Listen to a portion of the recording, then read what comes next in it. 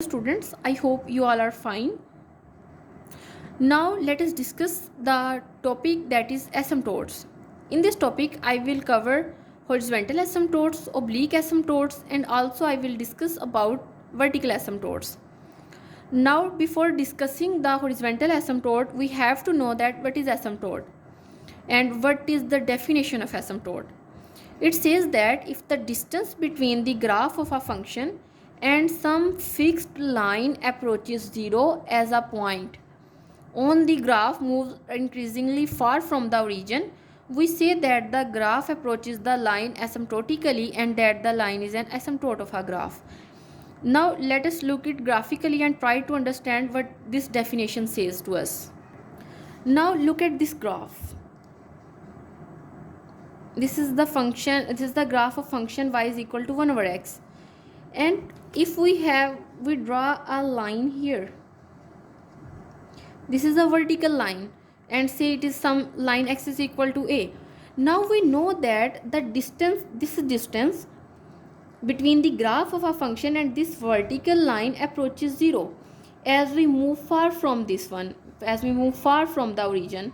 Then this distance between the graph of a function vertical line approaches 0, so we say that this line is the vertical asymptote of this graph, or this graph approaches the line asymptotically. Now this is what asymptote is. Now let us look at the definition of horizontal asymptote. Its definition says that a line y is equal to b is a horizontal asymptote of the graph of a function y is equal to f of x. Now what does it mean by line y is equal to b? Now if we draw a line y is equal to b, then it will be some sort of horizontal line here. It may be here, here, and anywhere. Now what condition should hold for the horizontal asymptote is that if we apply the limit x approaches to infinity or x approaches to negative infinity, our function should approach a particular number b. Means our function would approach a particular number b when we apply limit x approaches to infinity or negative infinity. Now look at its some particular example. For example, we have function of this form.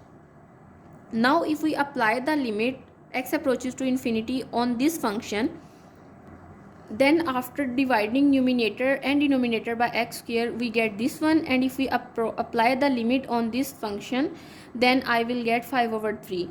And similarly, if we apply limit x approaches to negative infinity, then we get 5 over 3. Means our function approaches to 5 over 3 as our x approaches to infinity or negative infinity, because from both sides it approaches to 5 over 3. And here is the line, means b, 5 over 3 is the line, because our function is approaching 5 over 3, and means our function is approaching this line, and the distance between these two will be getting 0 as we move far from the origin. That's why we say that it is the horizontal asymptote. Now here is a side note for this, that a line may cross its horizontal asymptote. That means it is not necessary that our horizontal asymptote could not cut the graph of function, but it may happen in certain cases. For example, this function y is equal to 2 plus sine x over x, as we apply the limit x approaches to plus minus infinity, then we will get the answer 2.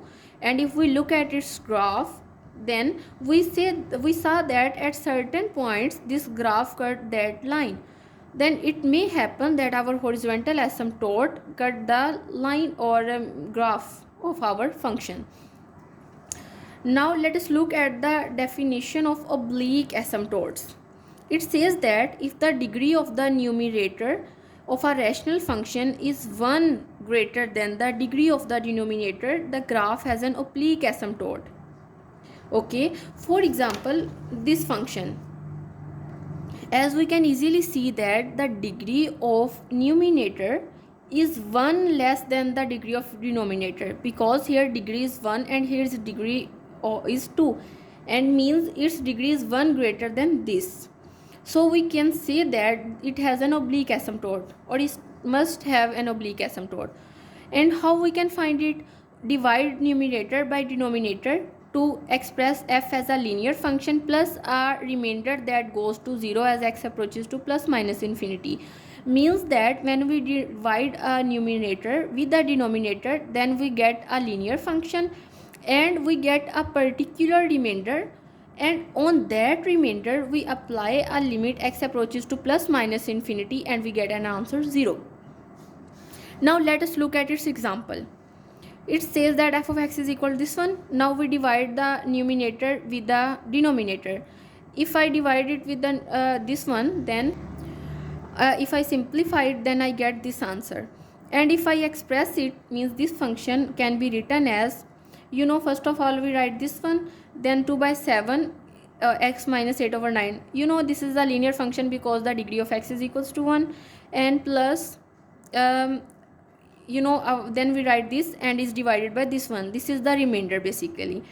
Now as we apply x approaches to plus minus infinity on the remainder, something over infinity is equal to 0. Then after applying the limit we get this thing 0, and our function will be equal to this one, and this is our oblique asymptote.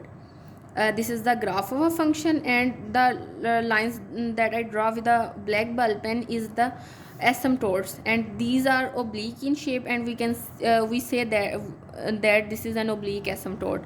Now let's look at the definition of vertical asymptote. Now the definition says that a line x is equal to a is a vertical asymptote of the graph of a function y is equal to f of x if either these conditions hold. Means if our x goes to some number either from positive side or negative side, then our function will approach plus minus infinity. Means it either approaches to infinity or negative infinity. Then we say that our graph of a function has vertical asymptote, and here x is equal to a represents the same thing that I discussed here, because this is vertical line, so we say that this is a vertical asymptote.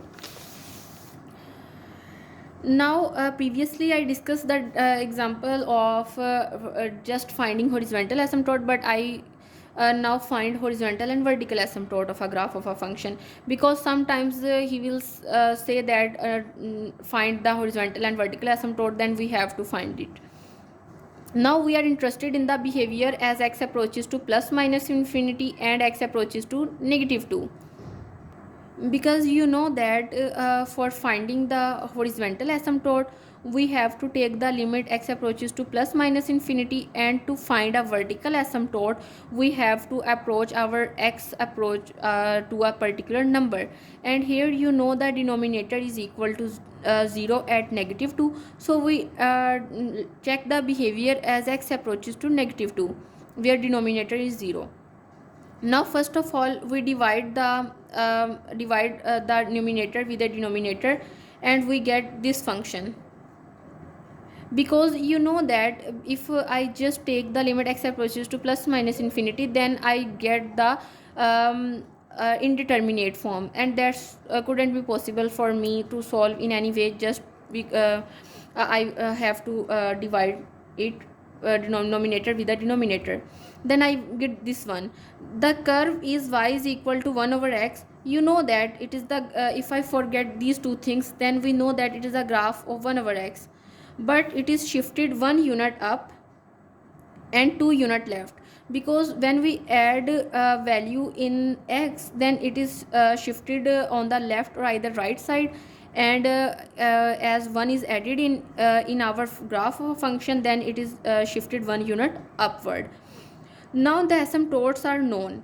If we take limit x approaches to negative 2 f of x, then it is equals to plus minus infinity, and if we take limit x approaches to plus minus infinity f of x, means if we apply limit x approaches to plus minus infinity on this function, for example as limit x approaches to infinity and 1 plus 1 over x plus 2, then we will get 1 plus 1 over infinity, and something over infinity is 0, so we get answer is equals to 1.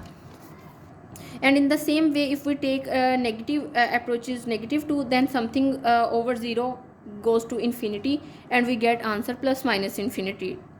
Okay, now let us look where these asymptotes locate. As we know that x is equal to minus 2, it is a vertical line and it is a vertical asymptote, and it is a horizontal asymptote at y is equal to 1. And as we can easily see from the graph that our graph is shifted 1 unit up and 2 unit left, and this is how we can express it. Now asymptotes need not be two-sided. Sometimes it happen that asymptotes are two-sided, but if f our function is an even function of x, so its graph is symmetric with respect to y-axis. So if we find one asymptote, then due to symmetry we can draw the other. What it says that, for example, we have a graph of a function and it is an even function, and it is behave like this in one side. Then we know that even functions has symmetry and we can easily draw the other instead of finding it. Because there is no need to find the other asymptote, you just have to find the one asymptote for the even function, and then you can draw it on the other side in the similar way, because even functions has possesses symmetry.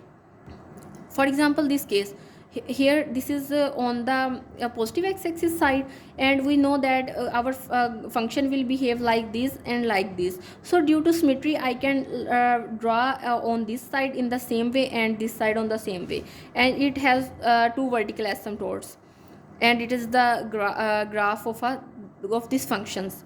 And there are certain cases where our curves may have infinite number of asymptotes.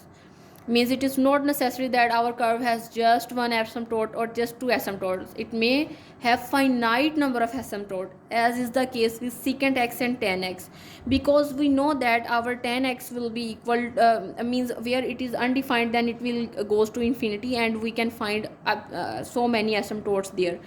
For example, y is equal to secant x, the graph is this, and we can draw vertical infinite number of vertical asymptotes.